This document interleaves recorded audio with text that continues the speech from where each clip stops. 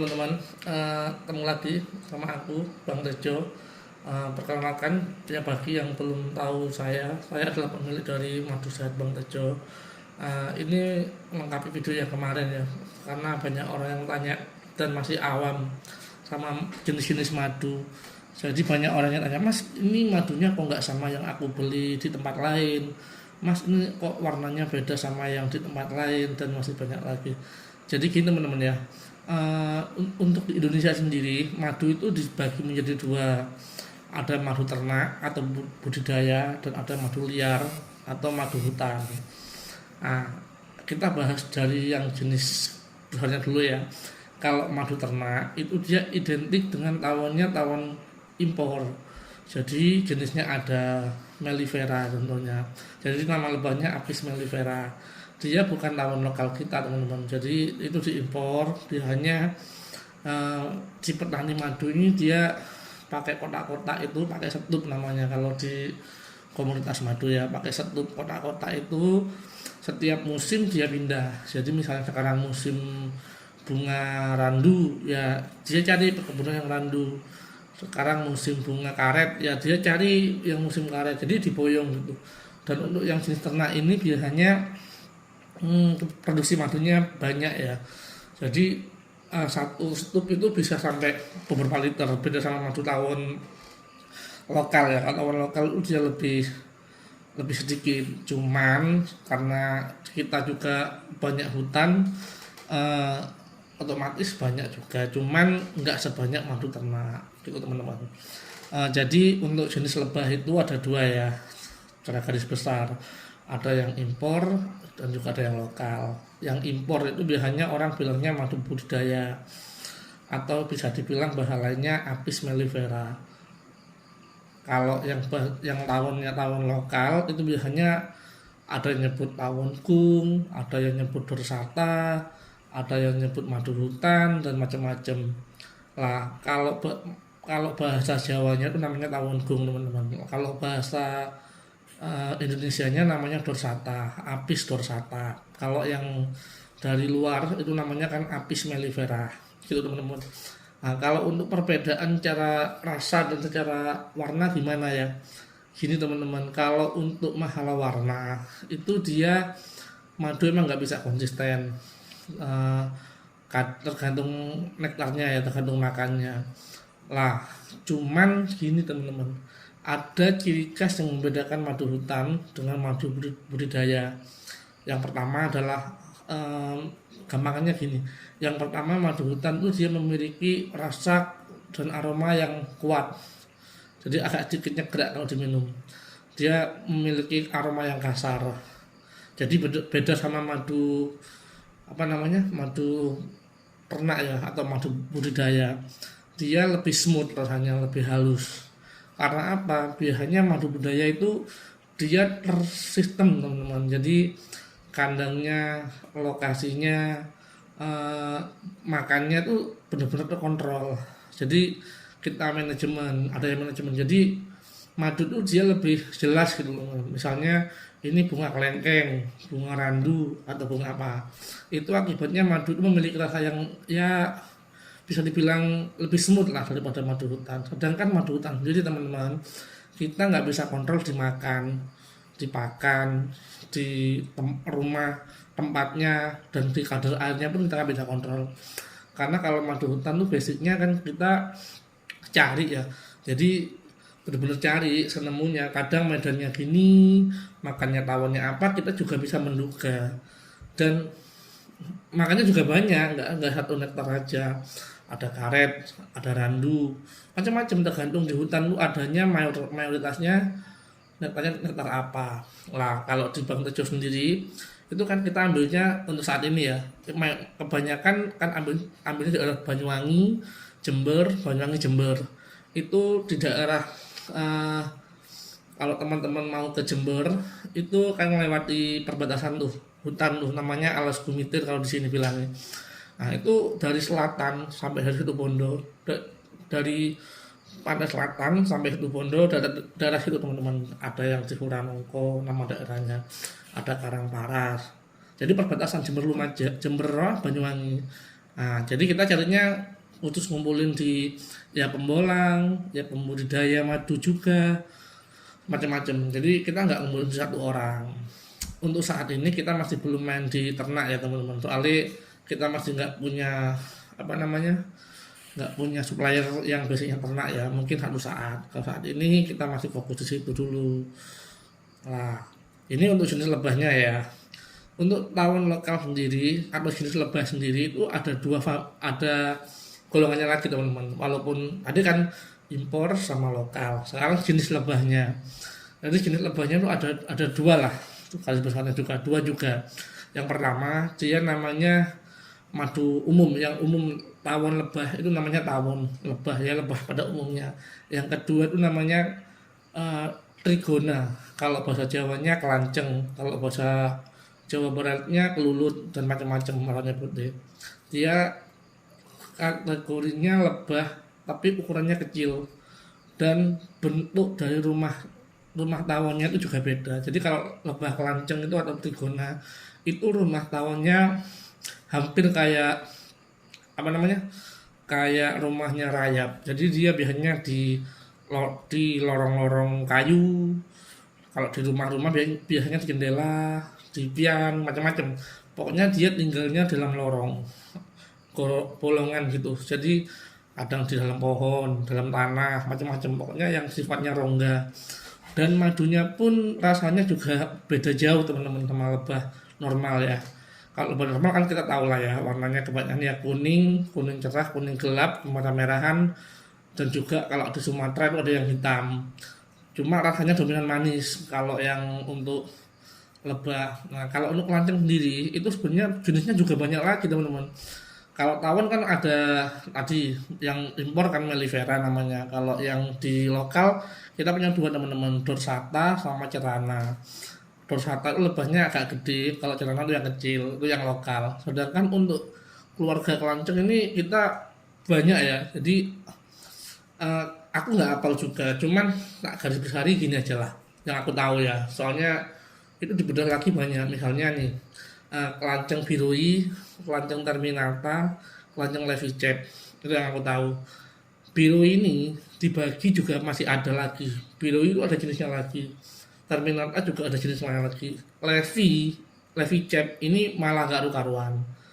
Jadi kalau rasa gimana mas? Kalau rasa itu mayoritasnya ya, kelanceng itu memiliki rasa asam yang kuat dan memiliki warna yang pekat. Jadi dia nggak sebening madu tawon ya teman-teman. Dan nanti tak kasih tahu lah contoh rumahnya. Ya yaitu contoh rumahnya.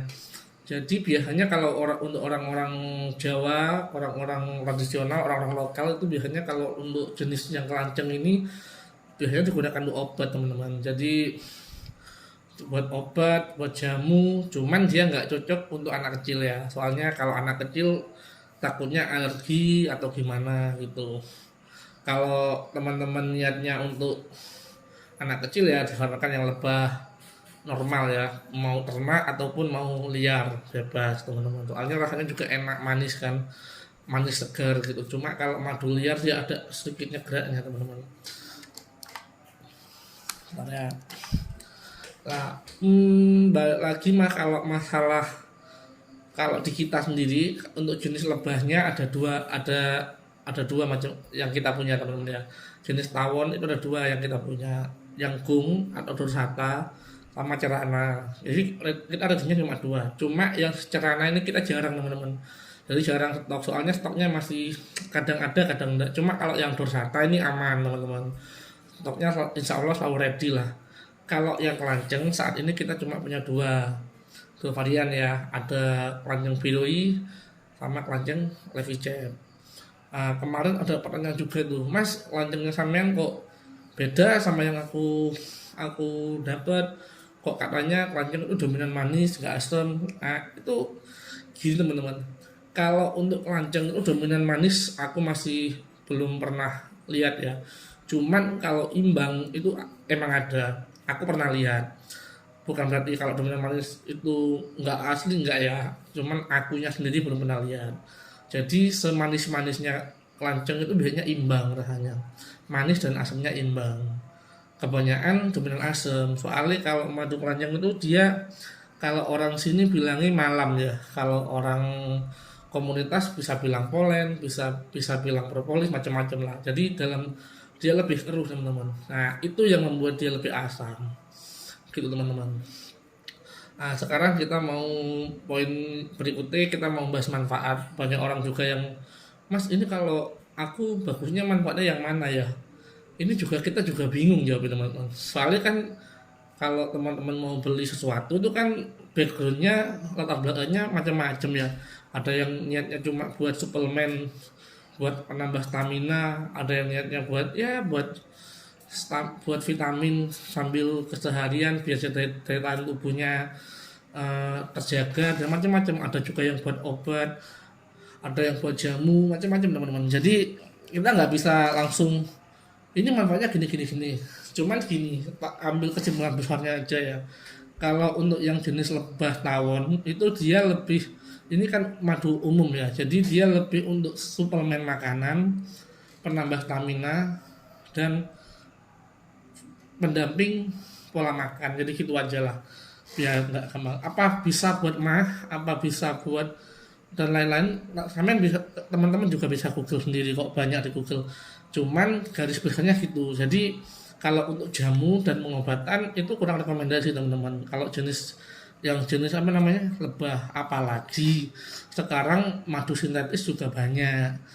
Jadi yang menirukan madu sintetis ini banyak, kebanyakan di jenis lebah teman-teman. Jadi yang dominan manis tadi yang umum lah. Nah, kalau panceng sendiri sintetisnya ada, cuma nggak sebanyak yang lebah. Soalnya gini teman-teman, kalau untuk yang kelanceng itu karena pertama dia rasanya nggak manis, yang kedua dia ada ciri khas yang sulit juga dibuat. Jadi kayak semacam herbuk gitu di dalam madunya. Nanti tak kasih tahu ya gambarnya kayak gini videonya ya. Nah, jadi kayak itu. Jadi dia ada kerebuknya. Jadi kalau diminum ada keras-kerasnya. Nah, itu yang membuat dia asam. Nah, itu kalau untuk dibikin itu agak sulit, teman-teman. Ada yang bikin, tapi biasanya kalau kenceng sintetis itu biasanya dia nggak awet, teman-teman. Ya walaupun nggak kenceng aja sih. Semua madu sintetis setahu saya dia nggak bakal awet. Ada yang awet tapi pakai bahan pengawet dan itu biasanya umurnya nggak panjang karena pasti ada aja masalahnya. Soalnya sesuatu yang dibuat dan dicurangi itu pasti nggak akan lama teman-teman. Situ lah kalau kenceng itu sintetisnya nggak sebanyak yang apa namanya lebah. Kalau untuk manfaatnya sendiri gimana mas? Yang kenceng itu secara garis besarnya ya itu dia lebih untuk jamu sama obat. Obat apa mas, jamu apa mas, sampean bisa google sendiri, banyak di google kok. Cuman tak garis bawahi ya, ini cuman ya, nggak semua orang itu tawar sama madu kelanceng. Jadi ada beberapa orang, nggak banyak tapi beberapa itu yang alergi sama kelanceng.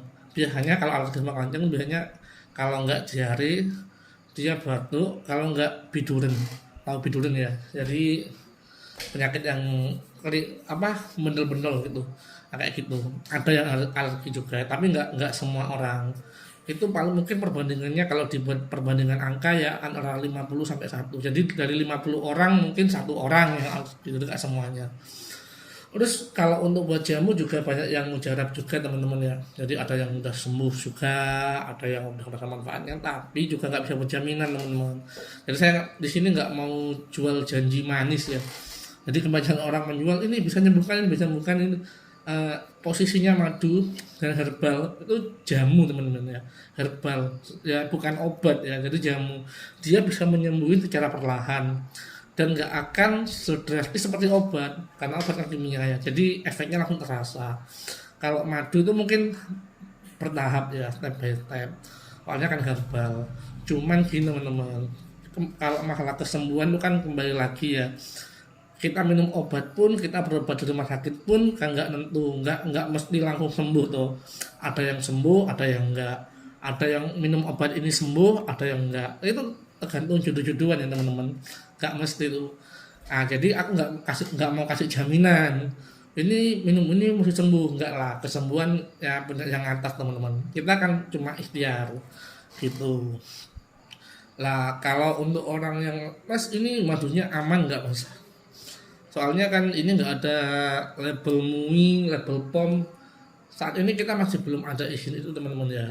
Cuma doakan aja mungkin tahun depan atau bulan pertengahan tahun ini mudah-mudahan izinnya sudah terbit. Soalnya gini teman-teman, karena kita dari daerah juga minim pengalaman di dunia perizinan, jadi terbitnya lama teman-teman. Jadi nggak jadi ngurusnya agak ribet. Cuman gini, untuk kasih konsekuensi itu kita berani garansi madu yang kita jual itu garansinya seumur hidup loh, enak kan? Jadi gini, teman-teman beli kan kita ada chat loh, ada WA, teman-teman share.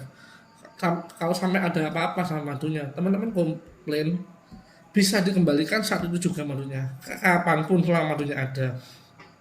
Cuman jangan nakal ya teman-teman, soalnya kadang juga ada yang nakal maksudnya diganti. Ya kalau saya sih percaya teman-teman juga ya, soalnya walaupun ada yang nakal tetap saya percaya banyak yang jujur kok di Indonesia ini. Jadi gitu, jadi kita berani kasih garansi selamanya selama madunya masih ada. Jadi kalau ada apa-apa kita siap respon 24 jam, nanti chat aja. Untuk nanti kalau teman-teman bilang, Mas ini kalau untuk dijual lagi profitnya berapa ya? Pasarnya gimana ya? Keuntungannya gimana? Nanti kita bahas di video berikutnya ya, lain kali aja, kepanjangan kalau sekarang. Ya gitu teman-teman ya. Nanti kalau misalnya ada yang tanyakan bisa dicek di WA ini atau di komentar di bawah nggak apa-apa. Jadi jangan pernah takut untuk mencoba produk kita karena kita konsisten kok teman-teman. Kita berani berkomitmen untuk bertanggung jawab dengan apa yang kita jual. Kalau masalah perizinan teman-teman, terus terang saat ini kita masih belum punya perizinan yang jelas ya. Cuman kalau untuk perizinan desa ya sudah ada, kecamatan sudah ada. Cuma untuk MUI, POM kita masih belum ada. Ya doakan mudah-mudahan di pertengahan tahun ini udah terbit. Kalau untuk uji lab gimana mas? Kita kan jual madu udah lama juga.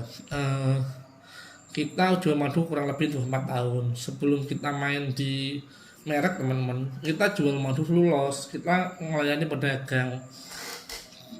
Sebenarnya ini nggak bisa dibuka di sini ya. Jadi ada beberapa merek besar yang suplainya dari kami teman-teman. Jadi mereka udah izin juga, udah ada hasil uji labnya juga. Cuman saya nggak bisa sebut mereknya soalnya itu kan privacy ya, jadi takut ganggu pasar juga, takut ada persaingan harga juga, jadi kita nggak mau sebut merek. Cuman ada beberapa merek besar yang ambilnya di kita teman-teman ya, walaupun nggak banyak, mungkin stoknya dia mungkin ngambilnya di kita cuma 40-30% dari total stoknya dia gitu. Ya udah teman-teman, kalau mau pesan silakan bisa di Shopee atau Tokopedia. Udah, sampai ketemu di lain waktu. Mudah-mudahan selalu diberi kesehatan dan rezeki yang berkah.